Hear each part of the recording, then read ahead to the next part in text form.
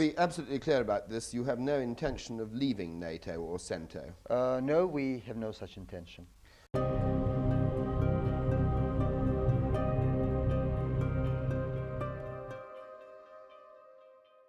What about the United States bases that are here? Is there any possibility that if the Americans keep on their embargo, that you would close those bases and close them permanently? Well, we would rather call them installations. They are not bases in the proper sense of the term. They are, most of them, are closed, or rather their functions have been suspended for some years, and there is no legal basis at the moment to reactivate them.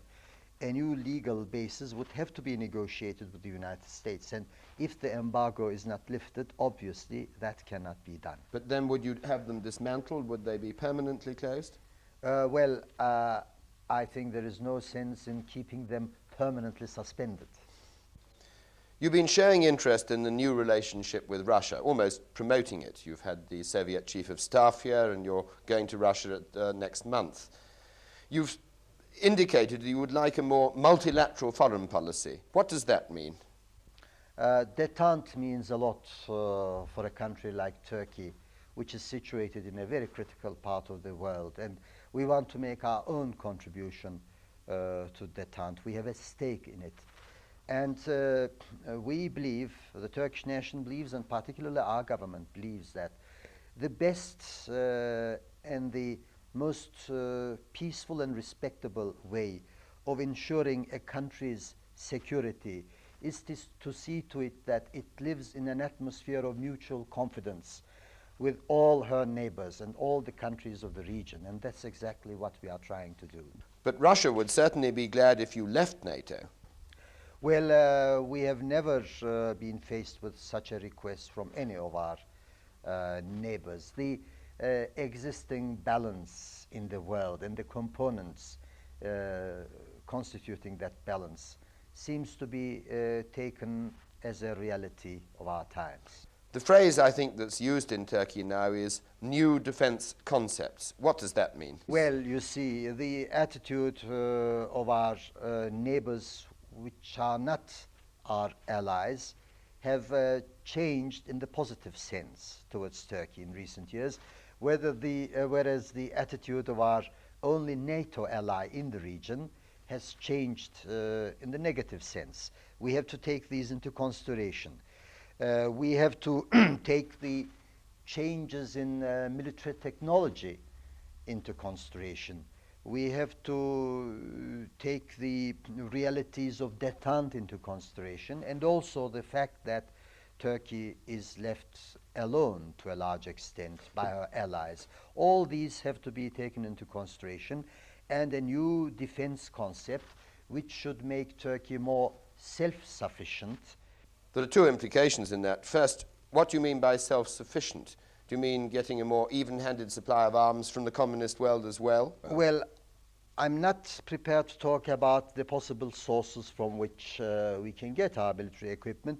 This will emerge as a result of the study we have been undertaking with the objective of formulating a new national defense concept. However, we do want to get away from being from a position of being over-dependent to only one source regarding our military equipment. Do you mean you'll go to a more neutral position in the world, or is it, as the Greeks like to suggest, a form of blackmail, if I can use such a word, to a prime minister? Well, you see, the lack of allegiance seems to come from NATO, our NATO allies, and particularly the United States, if the attitude of the negative attitude of the Congress persists. We have to adapt ourselves to the changing realities and to the facts. As I said, we simply cannot afford to let our defense arrangements remain suspended and remain at the mercy of the Congress of an overseas country. So we have to it is an take care of ultimatum ourselves. in that sense, sir? It's not an ultimatum. It is a realistic attitude. We haven't threatened, or if I may be allowed to use the term, blackmailed NATO as Greece has done by retiring from the military structure or by threatening to leave NATO altogether. We only say that our contribution to NATO will be in proportion to the contribution of NATO to Turkey's security. That's all. But if Congress, if I may persist with the thought, if Congress does refuse to lift the embargo, the logic of your position means you do go into a more neutral position. Well, as I said, we will have to take care of ourselves to a greater extent than we have been doing. That may have certain political consequences, naturally. But we do not want to upset the delicate balance on which détente is based, because, as I said earlier, we have a stake in détente. Domestically, sir, you do have economic problems that make our recent ones, or even Italy's, look like molehills to a mountain. You have won some support from the IMF and the international community, but how are you going to get out of your problems? We did inherit a very heavy burden economically when we took over as government at the beginning of the year, because very irresponsible policies, or non-policies, if I may say so, had been followed in the 3 years that preceded our government. And unfortunately, this period of irresponsibility coincided with a period of world economic crisis to some degree. But we have taken the economic problems very seriously, and we have adopted a very brave and coherent attitude, leaving modesty aside. And we prepared a new program to rehabilitate and reactivate the Turkish economy, to increase production, which had very much fallen down, to increase exports, which also had fallen down very much. And the measures that we adopted have been so convincing, obviously, that the IMF did not hesitate to not only to give the green light as far as Turkey is concerned, but even to offer some credit facilities. In this context, you are an associate member of the EEC, and it looks as if Greece may become a full member with a veto of any help given to you. We have started a project of study about our problems with the European Economic Community, and I shall be in Brussels by the end of this month, which will give me a chance to talk with the responsible people there. We hope that the European Economic Community will realize the importance of the problems that exist between the two countries, and if possible, we would like to continue our association. But also get closer to the communist world. Well, You've been to Bulgaria recently and going to Russia. You see, many of our Western allies, many countries which are in the forefront of capitalism, have already established much closer economic relations and cooperation with the Soviet Union and other socialist or communist countries. They are our neighbors, and we want to establish close ties and cooperation, economically, culturally, and as far as possible in other areas with our neighbors. We want to get along with them and live in peace side by side with them. The other great problem, perhaps the greatest of all facing you, is domestic violence, which has got even worse during the 4 months you've been in office. Why? Our government has been able to end, to a large extent, the clashes between groups of different ideologies with the effective measures it has taken and with the unbiased, neutral approach that it has adopted.